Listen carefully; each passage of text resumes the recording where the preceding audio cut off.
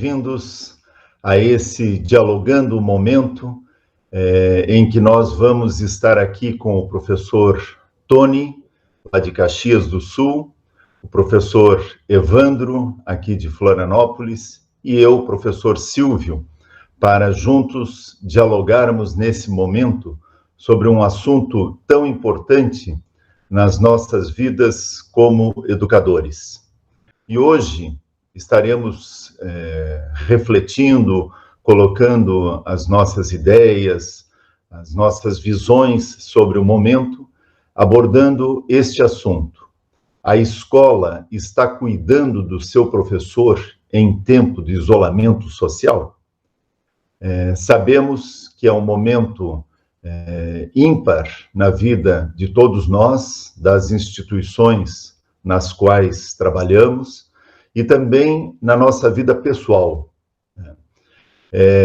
A editora Zófos e o Centro de Educação para o Pensar, nesses 31 anos, trabalhando com educadores e escolas por todo o Brasil, formamos hoje um grande time, uma grande equipe, com algumas centenas de escolas que desenvolvem o programa Educar para o Pensar, e com a nossa linha pedagógica, filosófica e as nossas coleções de livros. Diante dessa nossa proposta de trabalho, é que eu queria aquecer as nossas reflexões que iremos fazer com o professor Tony e com o professor Evandro, colocando um texto motivacional que sempre conduz as nossas reflexões.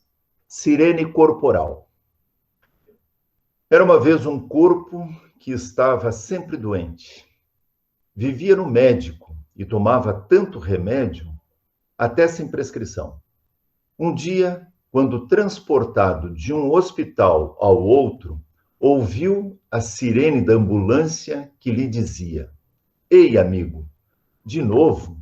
Por que você não faz como eu?" "Como assim?" disse o corpo, achando que estava sonhando. "Sim, você não vê que eu tenho um painel aqui na frente que está sempre a me sinalizar?" "Ainda não estou entendendo", meio dormindo o corpo falou. "Veja, quando acende a luz do meu painel, sei que algo preciso melhorar. Seja a bateria, o motor, o combustível, basta eu investigar. Se eu não parar e atender, poderei pifar e nunca mais lhe ajudar." E eu também tenho uma luzinha?" O corpo então perguntou. "Descubra agora mesmo o que aqui o levou." "Ah, senti dores e fui logo tomando um monte de remédio. Mas isso não é o certo?" "Raramente, corpo amigo. Precisamos de remédio, porque, na maioria das vezes, podemos fazer algo muito mais natural. Já pensou nisso?" "Ah, um dia eu vi minha vizinha dizendo que quando ela sente tensão ou dores, logo respira ou bebe água, ou deita e relaxa, e o mal logo se vai. Viu que sabedoria sua vizinha tem? Sabe ouvir e sentir suas luzinhas a piscar. Todos têm, é só se calibrar. Obrigada, amiga Sirene. Vou logo me recuperar."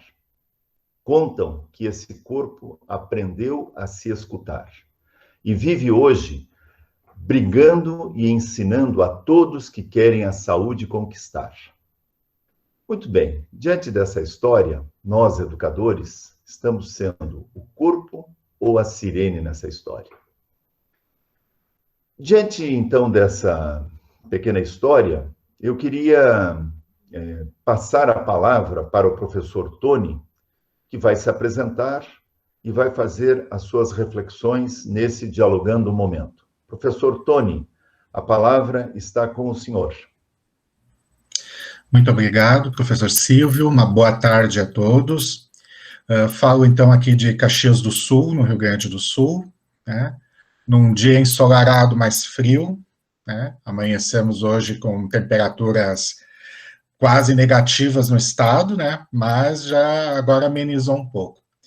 E falo do lugar, então, da pedagogia, né? Eu sou coordenador pedagógico de uma escola privada aqui de Caxias do Sul, e sou pedagogo, né, especialista em administração e supervisão escolar, e é desse lugar, então, da coordenação pedagógica que eu gostaria de tecer algumas reflexões hoje com o grupo sobre este tema que eu acho extremamente importante, né? Penso que não precisamos mais contextualizar, né, todo o momento de excepcionalidade que nós estamos vivendo, né? Vivendo em outros estados até de forma mais dura, né, do que estamos vivendo no Rio Grande do Sul, mas a gente vive hoje no planeta inteiro um momento, né, em que a humanidade se coloca num lugar completamente impensado. Nós não tínhamos essa perspectiva, né, há pouco tempo de estarmos todos envolvidos numa pandemia, né? Então é uma situação de excepcionalidade que se coloca, né, e que traz desafios para a escola, traz desafios para o professor e traz desafios para a família, né, porque está todo mundo se colocando em um outro lugar que não o seu, né, usual. Penso que essa contextualização nós temos, né? Então eu gostaria de ampliar um pouquinho essas questões, gostaria de ampliar um pouquinho essa reflexão hoje, né?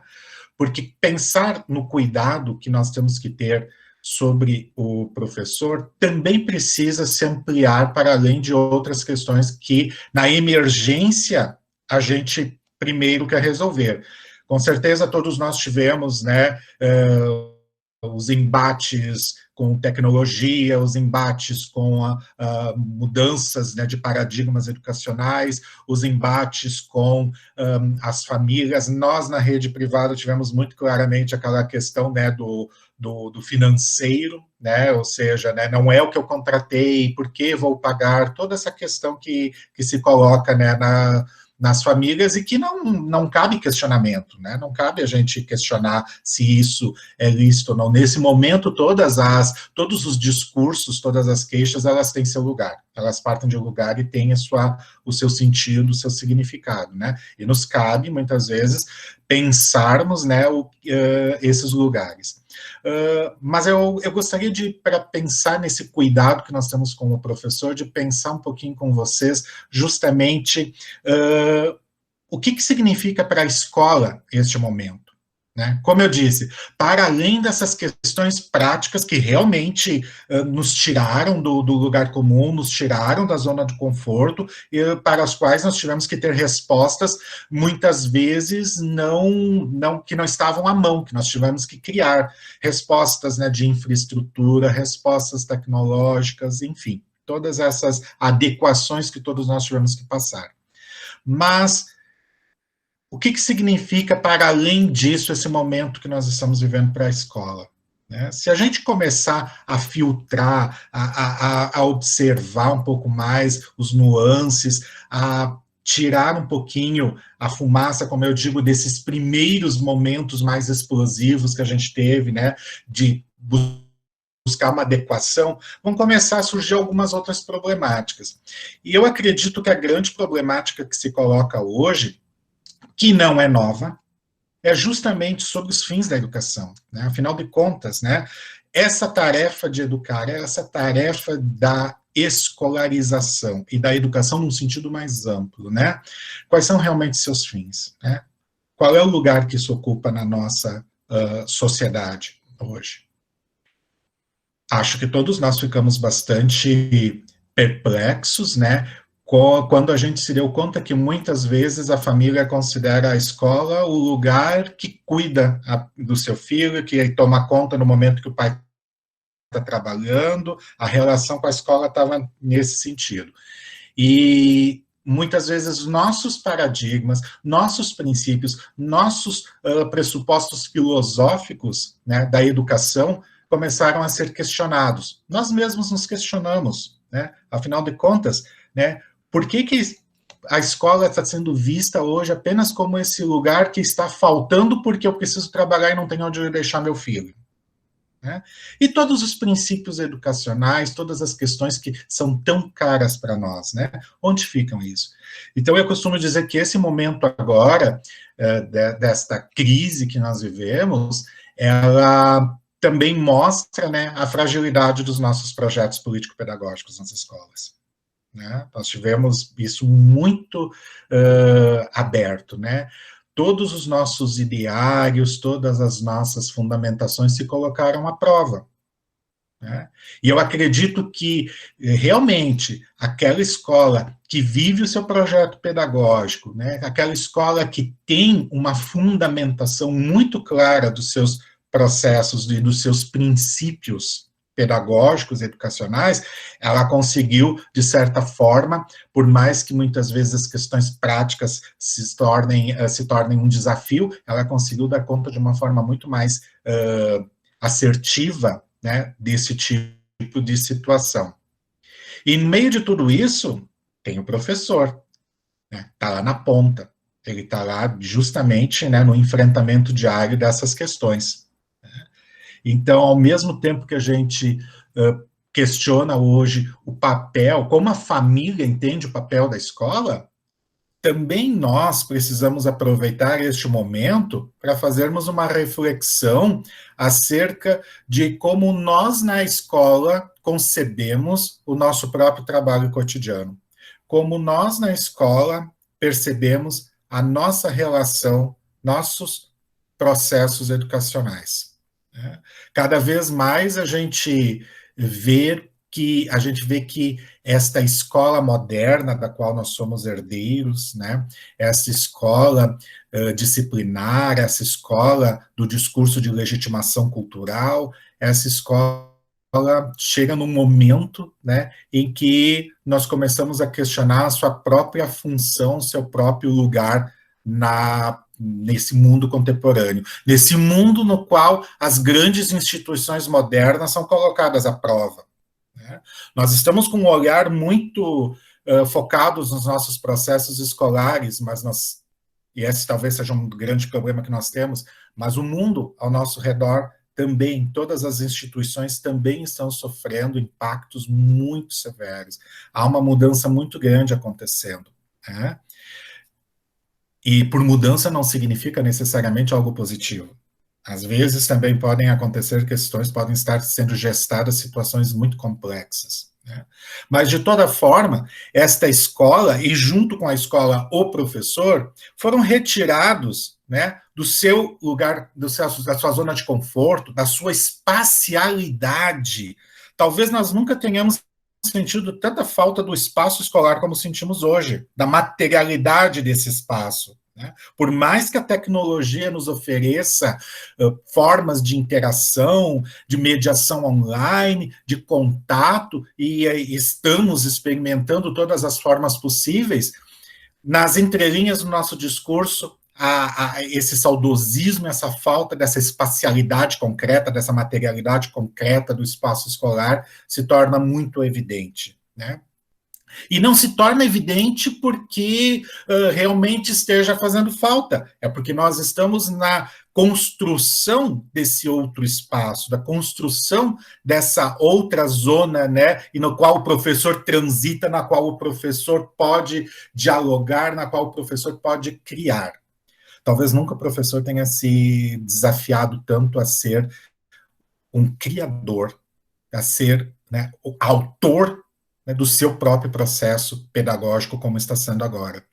E, de certa forma, nós da coordenação pedagógica nunca desafiamos tanto o professor e também nunca nos sentimos tão desafiados quanto agora, no sentido de dar suporte, e muitas vezes o suporte não é um suporte técnico que o professor precisa, porque muitas vezes não é a questão técnica que vem à tona, muitas vezes são outros elementos que precisam ser trabalhados, é preciso ser feita a escuta, é preciso ser feita aquela sensibilidade, né, necessária para as relações se construírem.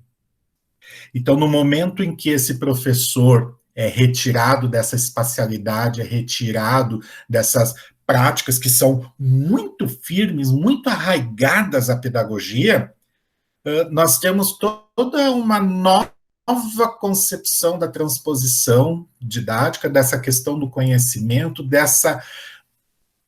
desse trânsito por este novo espaço que é virtual. E por ser virtual, ele é um espaço em que você transita com uma fluidez muito grande.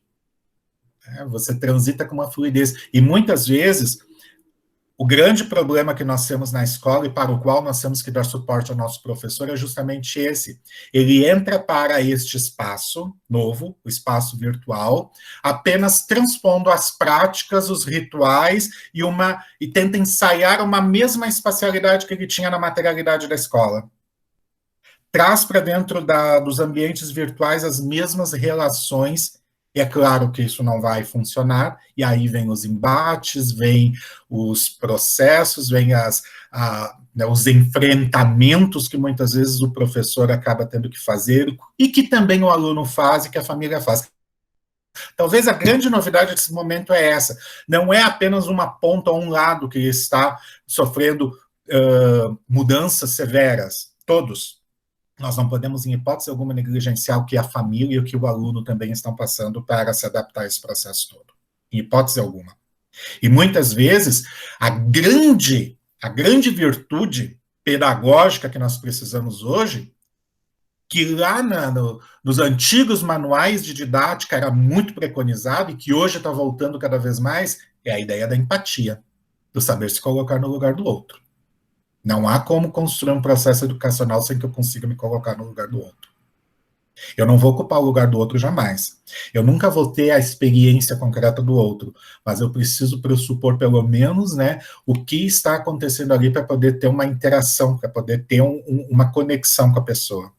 Então, o professor está nessa mudança de espacialidade, nessa mudança de ritmo, de trabalho, de fluxos. E, com certeza, ele vai precisar muito de apoio da sua coordenação, da sua escola, para ressignificar essa didática, para ressignificar essa relação.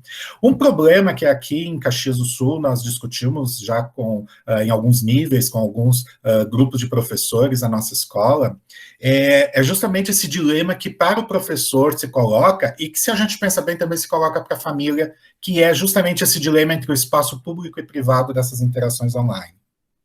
Então, nós estamos saindo daquela espacialidade rígida da escola, daquela materialidade da escola, daquela ritualística, daquela maquinaria escolar, que nós temos, indo para um espaço virtual, onde, de certa forma, nós queremos também formalizar esse espaço de alguma forma, porque essa é uma tendência natural da pedagogia, formalizar os processos, e porque estamos justamente num espaço público, a educação é um espaço público, mas estamos fazendo essa interação pública a partir do nosso espaço privado, da nossa casa.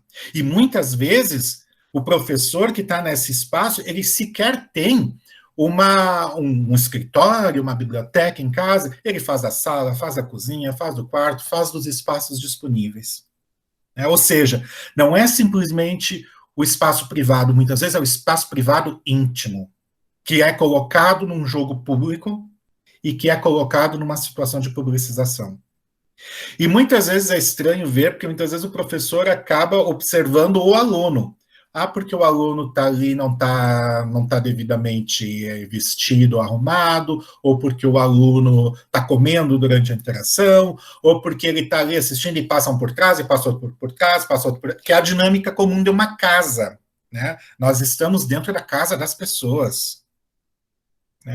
E muitas vezes as pessoas não estão sabendo lidar com essa relação público-privado.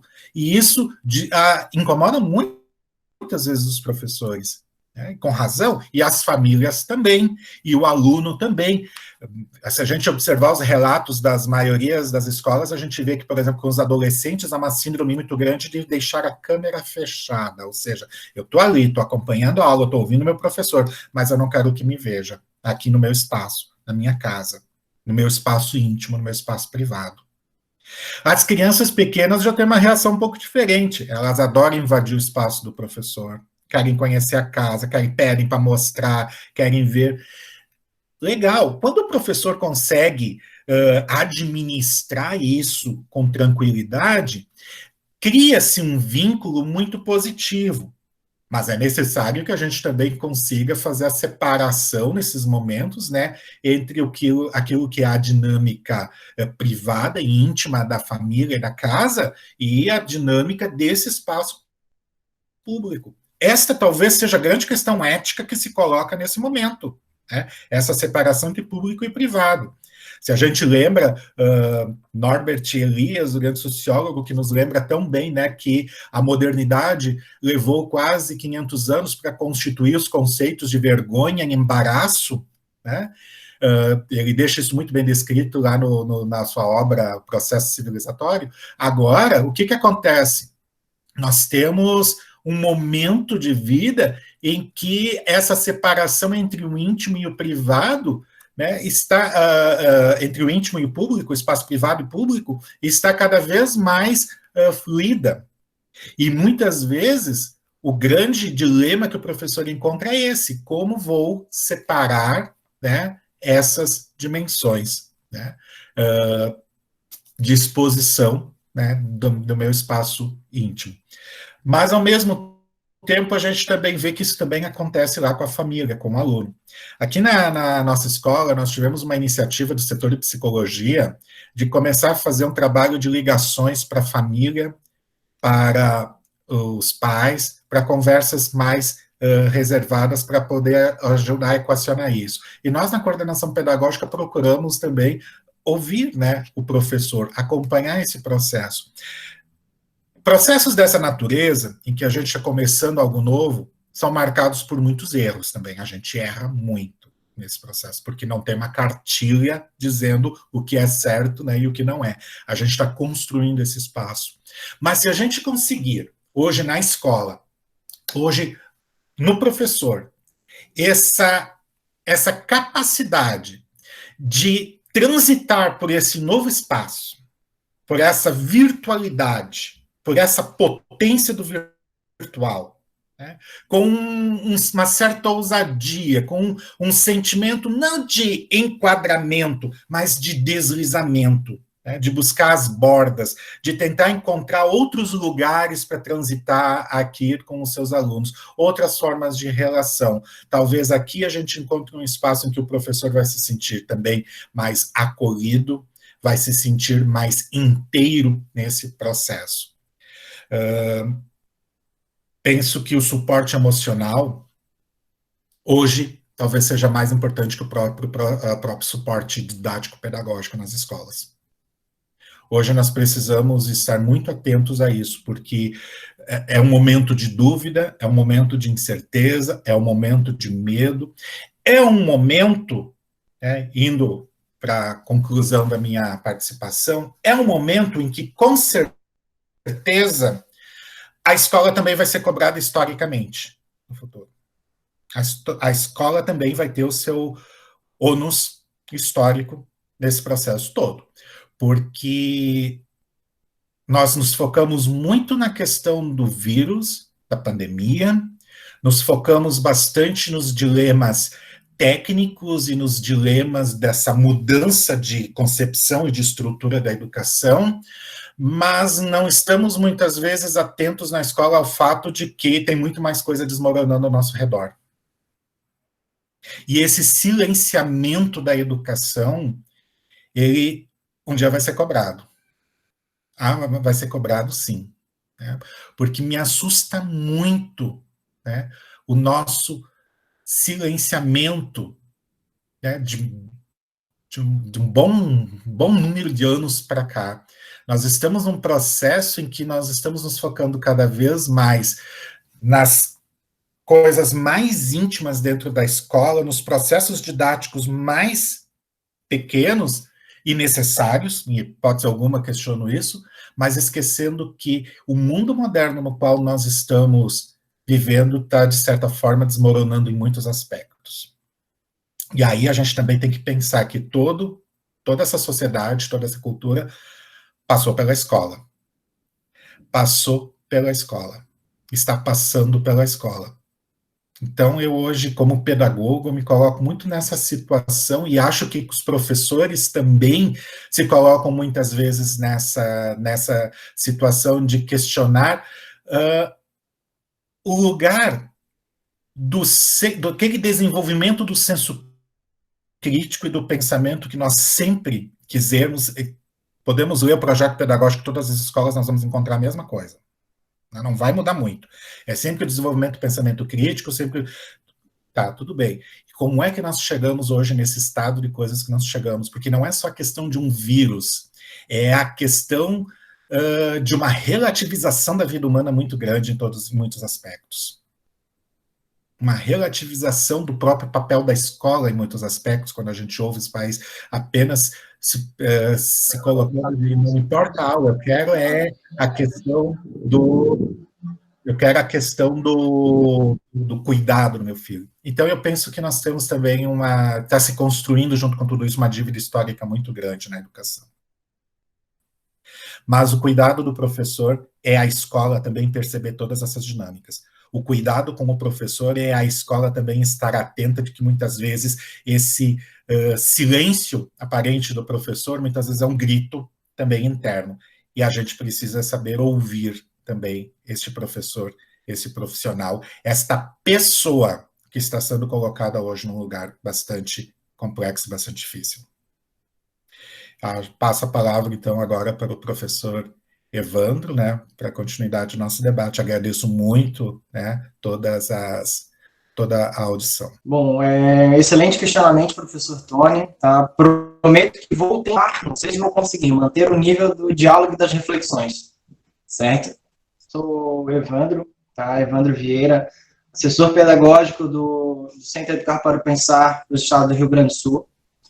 Né? É uma grande alegria poder falar com todas as pessoas que estão aqui na sala, tá? Compartilhar reflexões, entendimentos, questionamentos. Eu acho que aqui é um espaço realmente para a gente jogar as ideias e ter as nossas próprias conclusões, né? Pensar, agir, refletir. Acho que isso tudo nós estamos desenvolvendo aqui, certo? Eu queria deixar um grande abraço também para você, educador, que leva o nosso programa para os seus alunos, para a sua família, para a sua comunidade, como bem falou o professor Tony. Então, toda a sociedade que está aí pelo mundo afora, ele passou para a escola e faz parte nossa de conseguir tentar fazer um país melhor através da educação, né?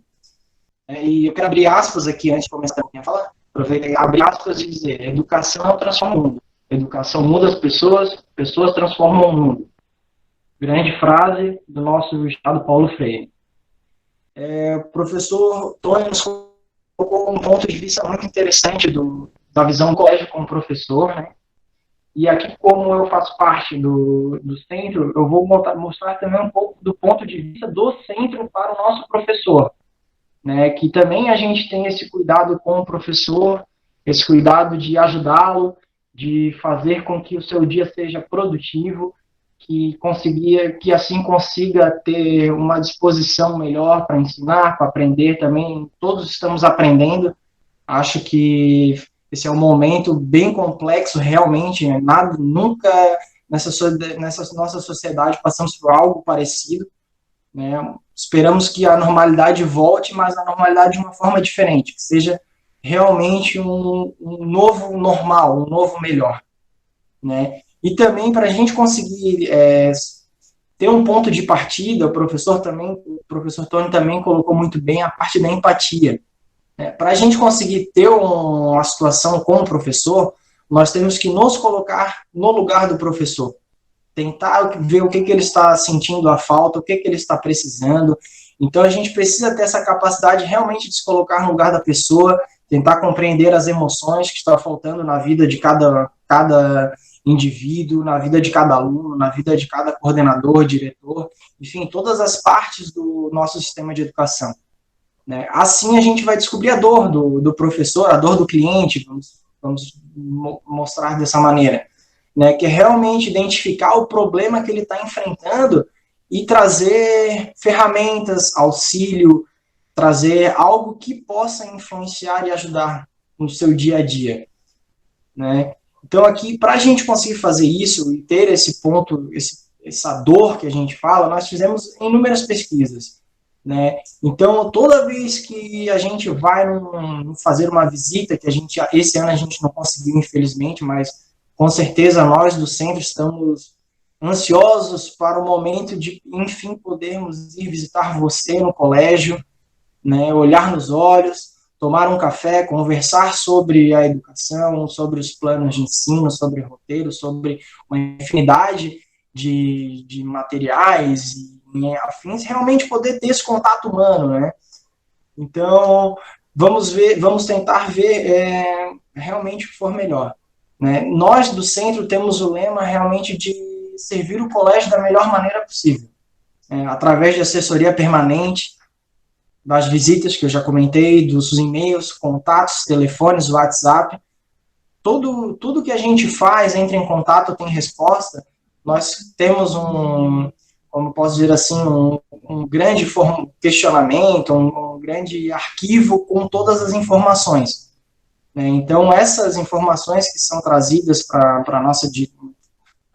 a gente, o professor, que a gente mesmo troca essas informações e conhecimentos, tudo isso nos traz um embasamento para conseguir construir e desenvolver um trabalho para o futuro, né? Então, tudo que é formalizado, um professor entra em contato com a gente, nós temos realmente vamos dizer, a obrigação de conseguir suprir essa necessidade. Tá? Então, isso é uma coisa que eu sempre carrego na minha vida, vamos tentar fazer o possível para ajudar, né? Mais recentemente, o que desenvolvido junto ao centro? Nós desenvolvemos um formulário, encaminhamos de várias maneiras, e-mail, WhatsApp, enfim, para os professores, questionando alguns pontos. Por exemplo, o professor, qual o livro que ele está utilizando, né? Qual capítulo está, alguma sugestão, crítica, para a gente poder realmente fazer uma assessoria personalizada para o professor. Então, alguns professores precisam de ajuda com atividade, estamos disponibilizando material para o professor, livro do professor, estamos disponibilizando vídeos, áudio, enfim, o que for de necessidade pode contar com a gente, tá? Outra coisa também que é muito interessante, que nós tivemos alguns feedbacks de projetos nos mais diferentes cantos do país, né? Então, todos esses projetos que viram sucesso, nós gostaríamos de ter essa informação também para poder compartilhar, né? Eu acredito que o compartilhamento é uma grande chave para a gente conseguir realmente fazer a diferença para a sociedade. Imagina um projeto em Manaus, como nós tivemos palestrantes semana passada de Manaus, um projeto deles lá dando certo em Florianópolis, ou um projeto de São Paulo dando certo em Recife. Então, como a gente consegue fazer essas ações, desses questionamentos, questionários, tudo, nós mandamos atividades, como eu falei, livro do professor, roteiros de aula, de aula a aula, né, com exercício, dúvidas, tudo a gente consegue fazer isso para o professor, o plano anual, avaliações, vídeos, uma infinidade realmente de informações para ajudá-lo, fazer o trabalho ficar mais fácil, ou poder dar algumas dicas, e aí com feedback a gente pode fazer o nosso trabalho melhor também para ajudá-los, né? Por exemplo, nós tivemos retornos da professora Suelen Cândida Silveira, que trabalha o livro do 3º ano do Novo Espaço Criativo, Discutir e Construir um Filosofar Vivo. Ela dá aula no SESI Três Lagoas, Mato Grosso do Sul. Foi solicitado o plano de aula. Então, às vezes, é um pequeno gesto que a gente precisa para fazer o trabalho do professor render muito mais. Nós tivemos a professora Rosária de Fátima de Faria Nicolau, que trabalha de 1º ao 5º da coleção Início na Mudança, no Notre Dame Aparecida de Carazinho, que solicitou vídeos referente principalmente o livro do Pequena Grande Marília, que tem relação com o nanismo e como ela consegue batalhar para superar essa dificuldade que ela tem. Então, nós mandamos vídeo para as criancinhas conseguirem acessar esse material. Né? Deixa eu ver outra, teve mais uma professora de Volta Redonda, a Jaqueline de Moura, que solicitou atividades. Então, a gente consegue realmente ajudar os professores, coordenação, fazendo uma assessoria full-time à disposição dos professores, né? Mas, mesmo assim, com essa carência emocional, nós todos os dias, nesse mesmo horário, fazemos reuniões para saber como um ou outro está, como foi o trabalho, como foi o dia, se está tudo bem com os familiares, que nós realmente acreditamos toda a parte socioemocional, não apenas do colégio, da sociedade como um todo.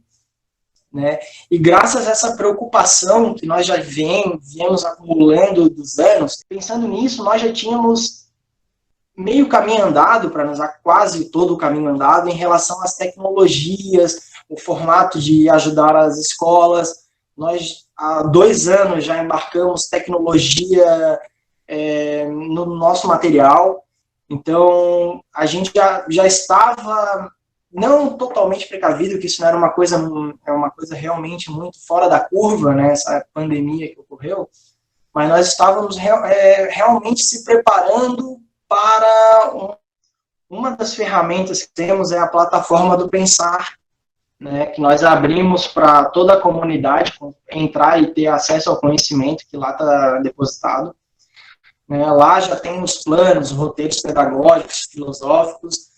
Lá possuímos também formação continuada para professores, os exemplares do Jornal Corujinha, que são feitos a cada trimestre, estão todos digitalizados para acesso às informações e projetos dos colégios. Né. Nossos livros são híbridos, com conteúdo digital, acessando através de QR Code. Então, muitos adolescentes, nele temos podcasts, então ele tem a plataforma de áudio, que deixa tudo mais fluido, mais divertido, mais interativo, né, que realmente é o que a gente procura, deixar os alunos mais entretidos no nosso conteúdo, podemos dizer assim. Né.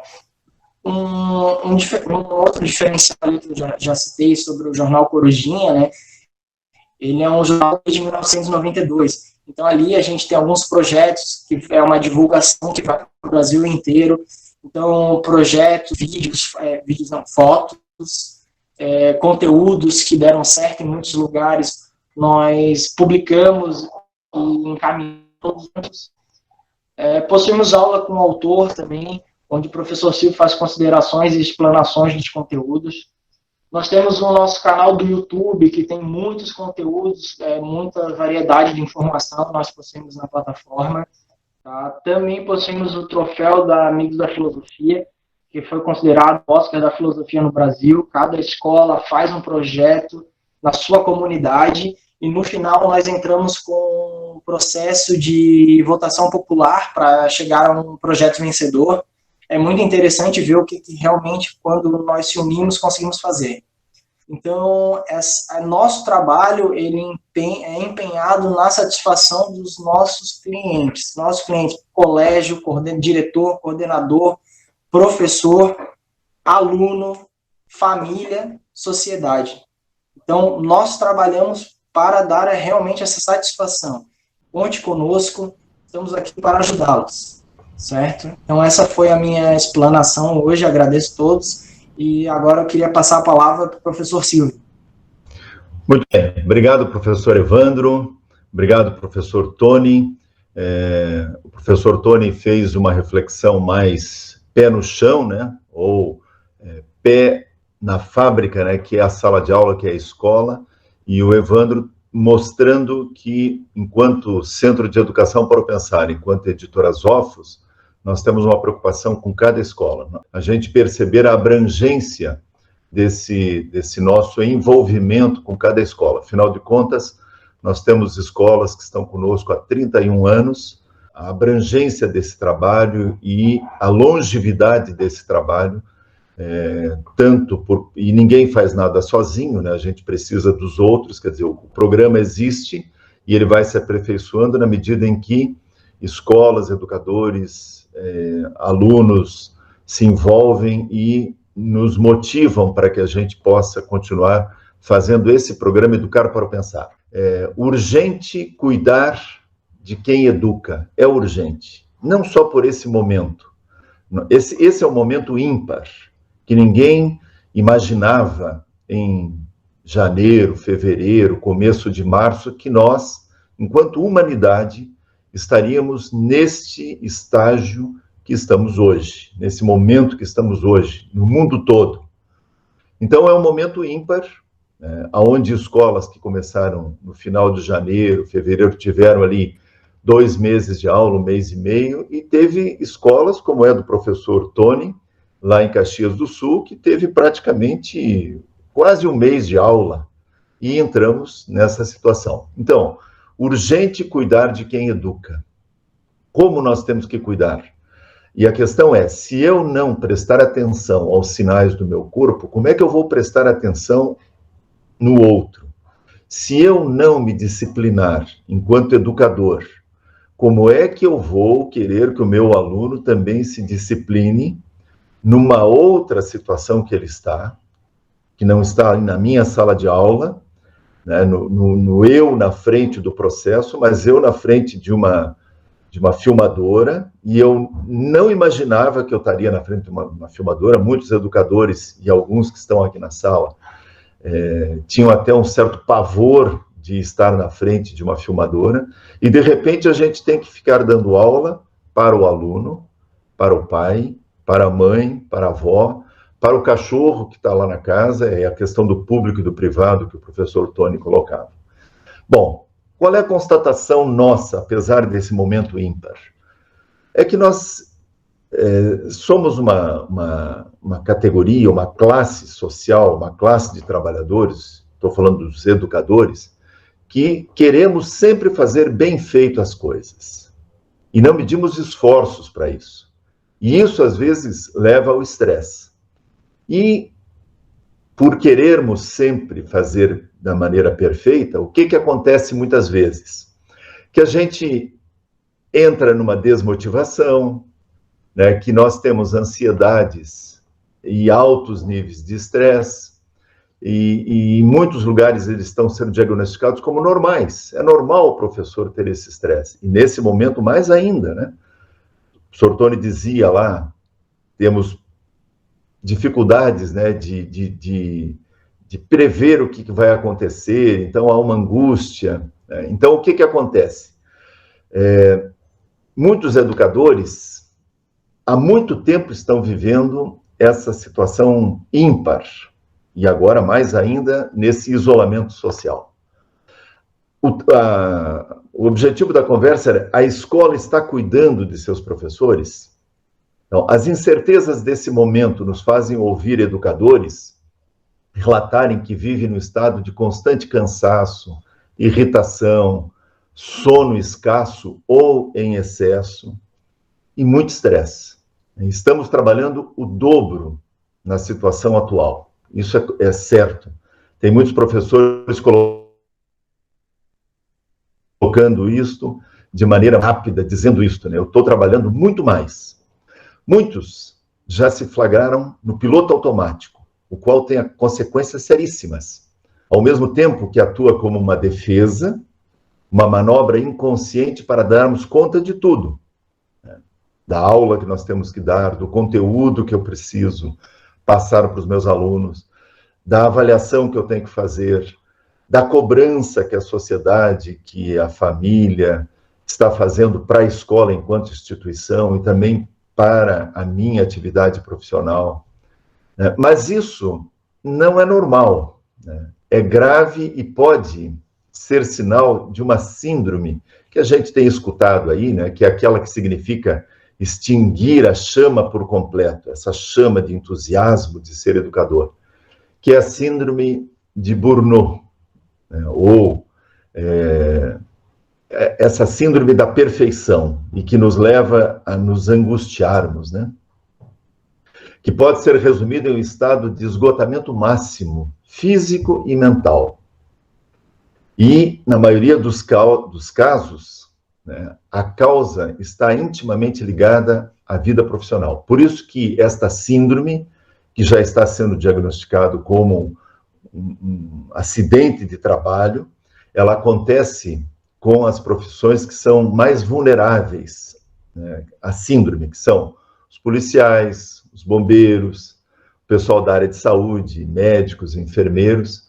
E no Brasil, segundo especialistas, né, há uma particularidade que nós temos muitos professores com esta síndrome de Barnot. Isso não é normal, é grave. Então, o objetivo desse Dialogando o Momento será que a escola realmente está cuidando do professor? Será que nós estamos atentos a nós mesmos? Estamos nos cuidando?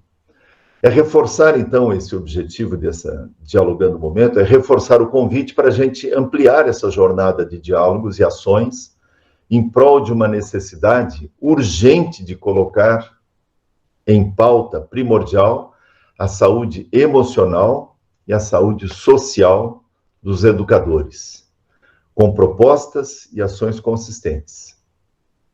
Muito pode ser feito para evitar esta triste e anormal situação de excesso de adoecimentos, afastamentos, licenças, angústias, estresse.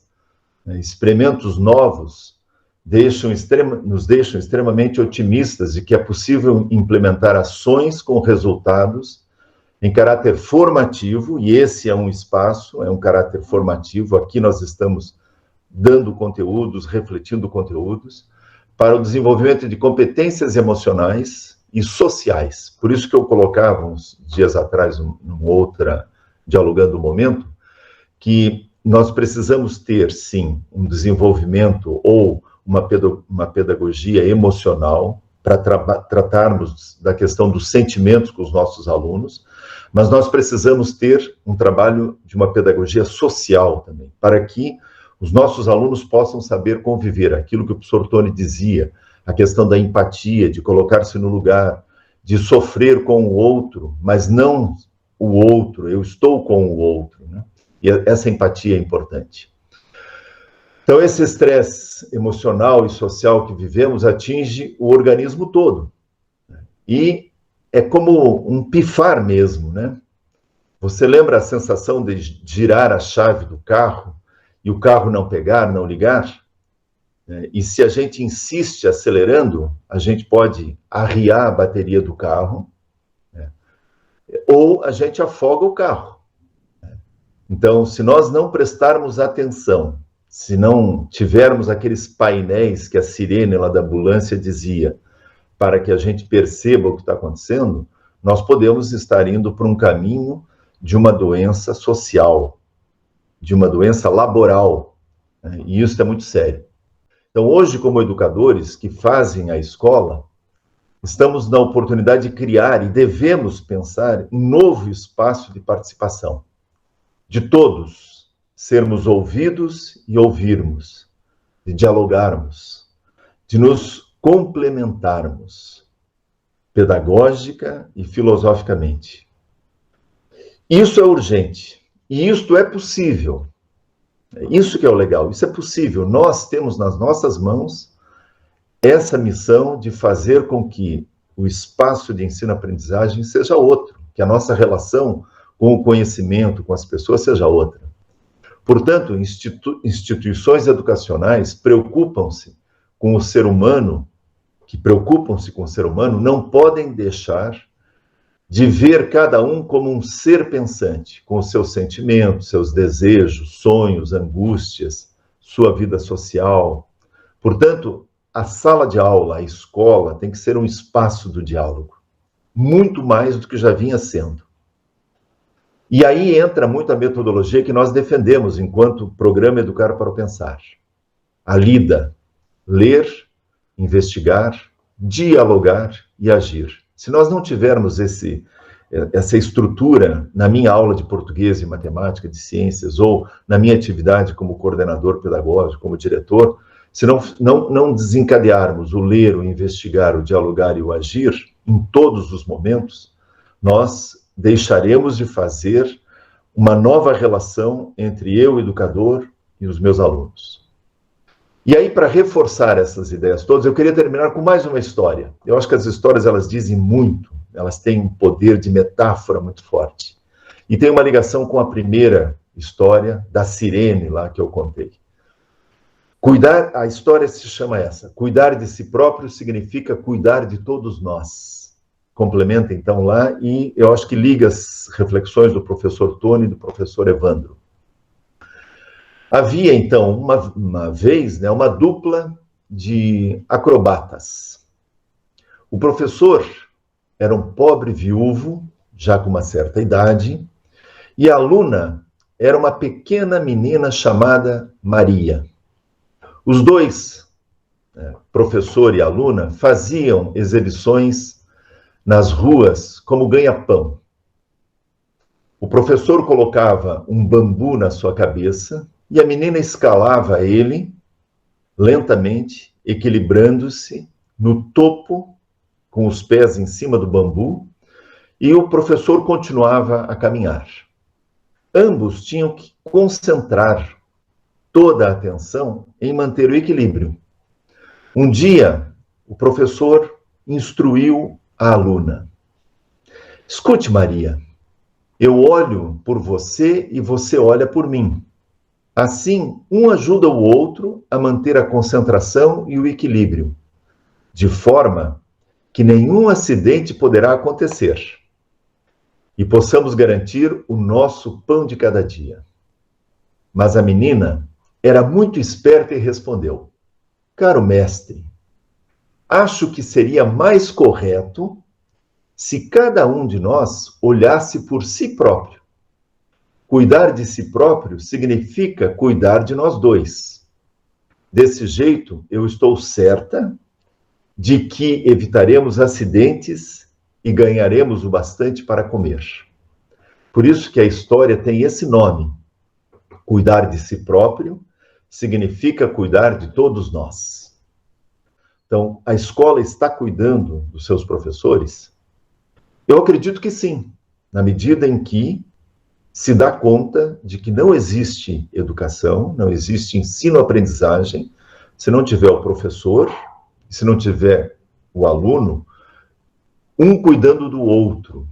Muito bem, rapidamente eu queria agradecer então a presença de todos, queria passar a palavra para o Tony e para o Evandro, se eles quiserem agradecer, né, o professor Tony lá de Caxias, do Colégio Madre Milda, que é da Rede Imaculado Coração de Maria, somos parceiros há muitos anos.